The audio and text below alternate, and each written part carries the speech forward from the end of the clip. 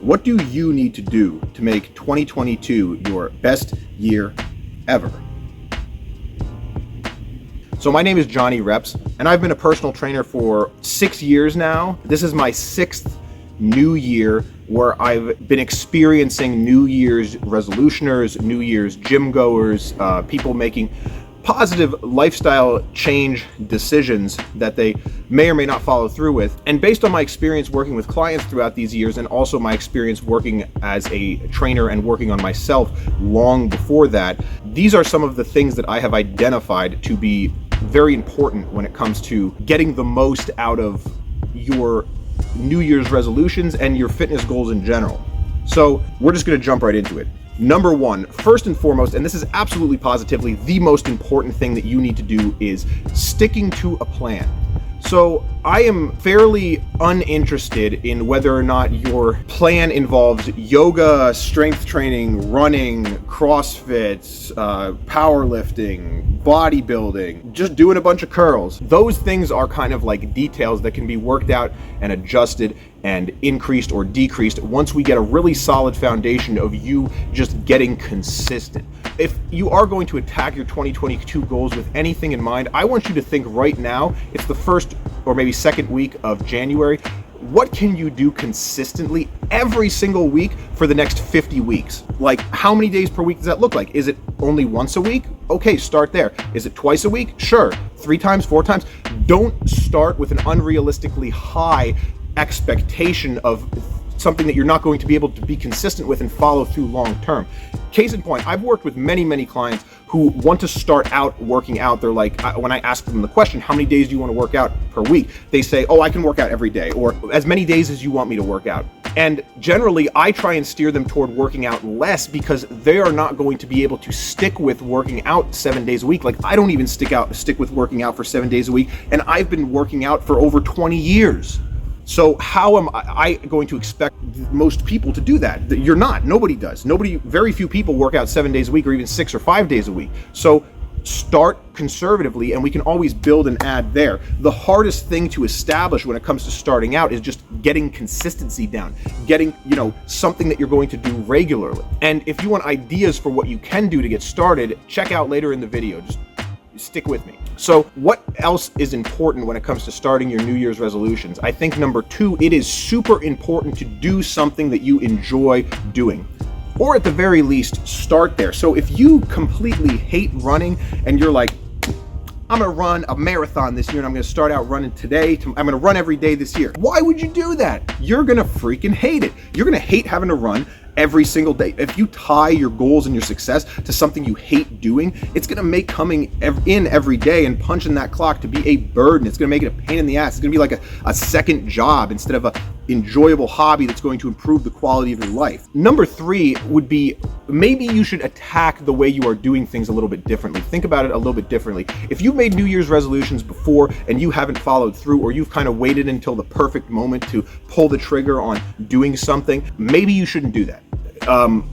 I'm just saying that usually the kind of like diet starts Monday type of mentality, while it's cool to give that a shot, to give yourself time off, give yourself a break every once in a while, if you continually keep doing that and you're going really like yo-yoing back and forth between, yeah, I'm really in, I'm hardcore, I'm 100%, and then going toward, yeah, I'm off, I'm not going to worry about it, I'm not going to worry about nutrition, I'm not going to worry about training, I'm just going to, or you're working toward the end goal and then you stop, and that kind of has gotten you in this cycle of like gaining and losing weight, or like getting stronger and then losing those strength gains, or like getting consistent with going to the gym and then losing that progress. Maybe it's time to rethink what you're doing. The next thing I would say is consistent habits.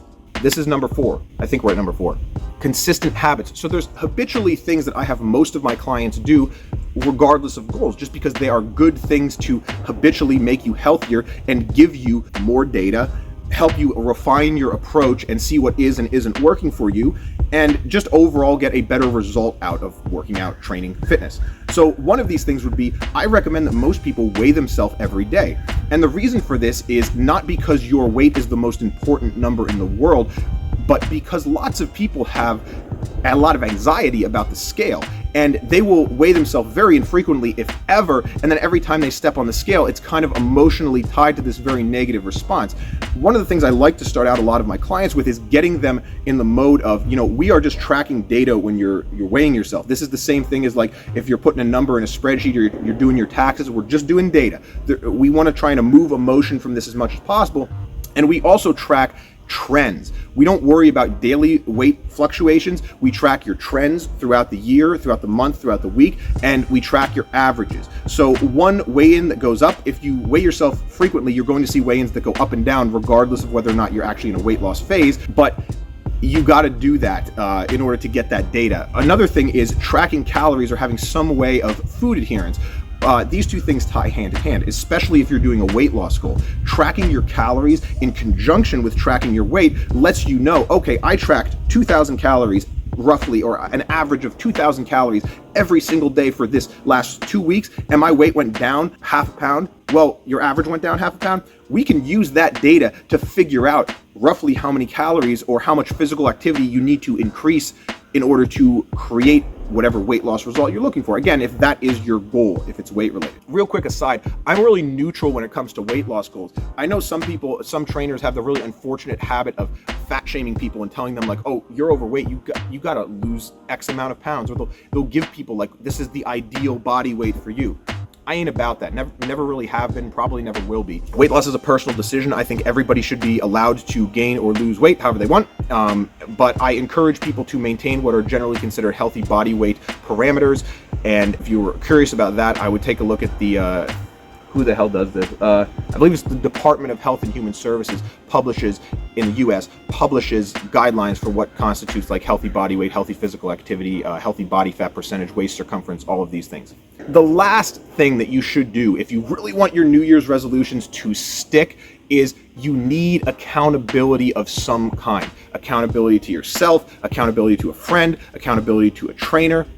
If you want, you can also sign up for my Jonny Reps Fitness newsletter. It's in the description of this video. I'll drop a link, and I send you weekly emails that give you articles. They highlight posts of mine that might be helpful for you, and also additional content, sometimes workouts. You also get a free home workout template and a free ebook that's called 31 Workouts You Can Do Anywhere, that is useful for if you are on a vacation or if you are on a trip and you don't have access to your usual gym equipment. So in conclusion, what is really important toward your weight loss and your fitness goal success, weight loss if you're doing that, strength training, whatever type of fitness goal you are working on, is really that you do things consistently and that you establish these 5 tips that I gave you up front, and you follow through with them and you do them every day or every week or whatever the agreed upon frequency is in terms of your plan. And remember, it's always better, I will leave you with this, consistency over intensity 100% of the time for fitness goals.